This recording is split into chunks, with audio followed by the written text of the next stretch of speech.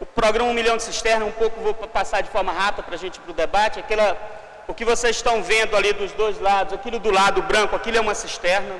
Ela tem uma capacidade para 16 mil litros de água. Ela capta água do telhado, água de chuva, certo? Você deixa chover, perde as primeiras águas, não colhe a primeira água, colhe depois disso um certo tempo de água. Pode ser que muita gente ache estranho, água de chuva não deve ter qualidade, não deve... Mas um conjunto de pesquisas sobre qualidade de água diz que a qualidade da água na cisterna é melhor do que a qualidade de água da maioria das cidades do Brasil.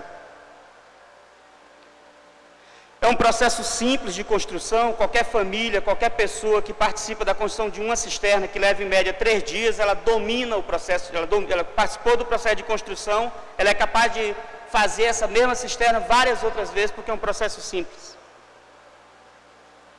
Podemos passar? São exemplos e fotografias. E o programa Uma Terra e Duas Águas, que é o programa que tem pautado a questão da terra, como eu falei anteriormente. Esse é um problema central para a nossa ação no semiárido. A terra ela é concentrada, mesmo a terra que está na mão dos agricultores, é uma terra que a sua qualidade é mais baixa, o seu poder produtivo é menor. Então as melhores terras elas estão basicamente com latifúndio. Podemos ir. O programa, eu acho que era um pouco que eu queria pautar a parte da nossa ação, da nossa fala. É um programa que está pautado basicamente na valorização das experiências.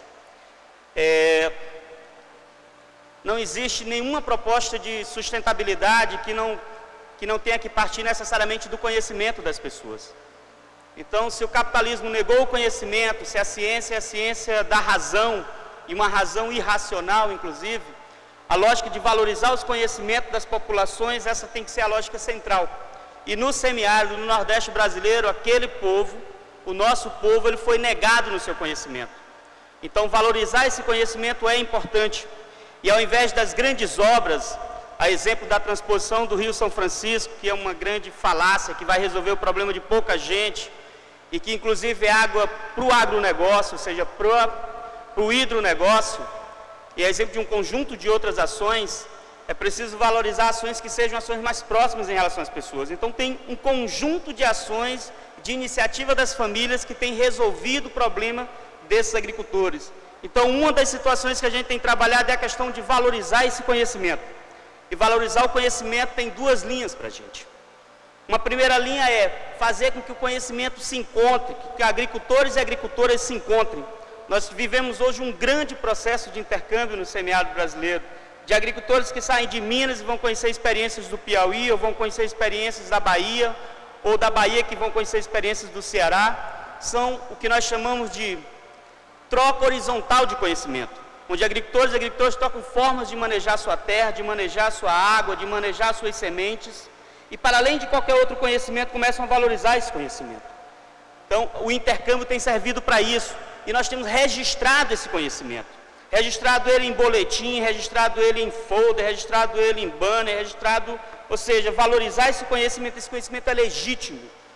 O debate da sustentabilidade parte o debate necessariamente do conhecimento e de que o conhecimento produzido pelas comunidades é um conhecimento legítimo e deve ser valorizado.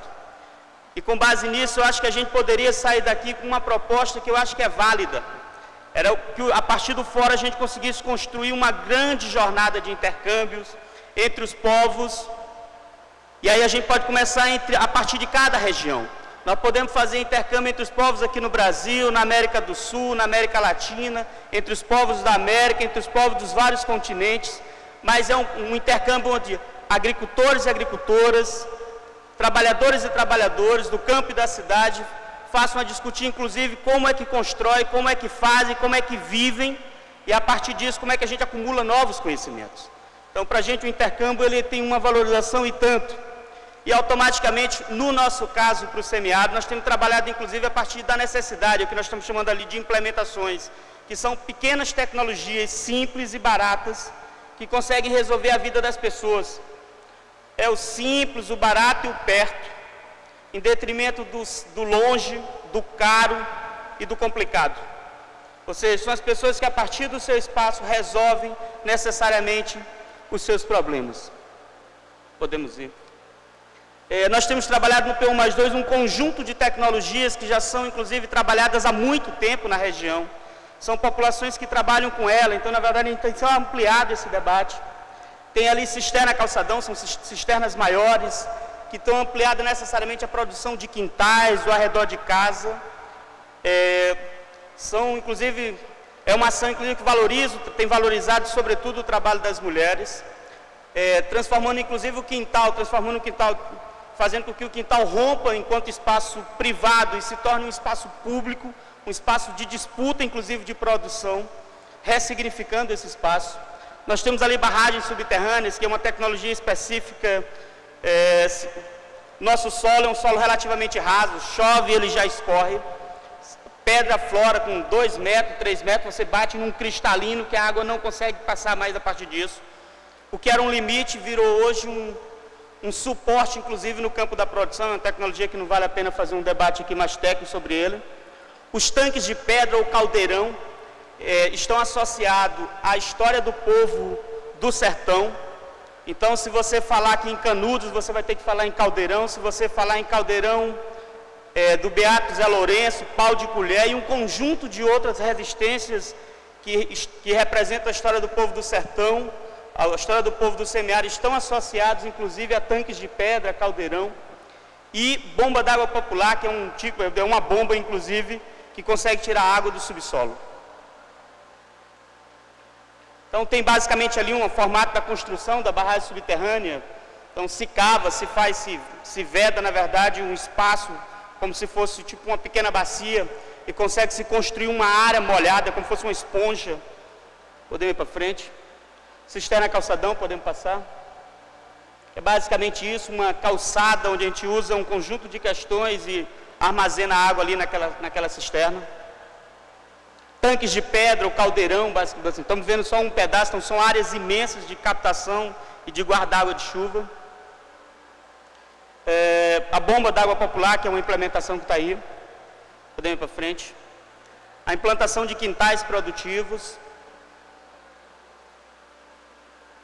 podemos ir para frente. Queria que parasse aí, esse inclusive é o último slide. Eu acho que o debate que está colocado para a gente é essa experiência que a ASA queria trazer para cá, para o fórum.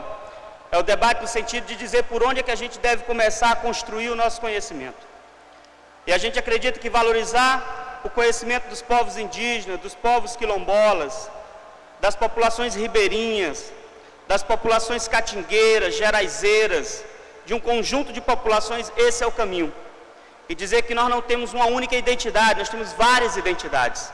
E essa diversidade que deve nos unir, que deve provocar necessariamente a nossa unidade. Construir o diferente é construir, inclusive, caminhos da sustentabilidade, permitir com que a gente não precise necessariamente ser a mesma coisa.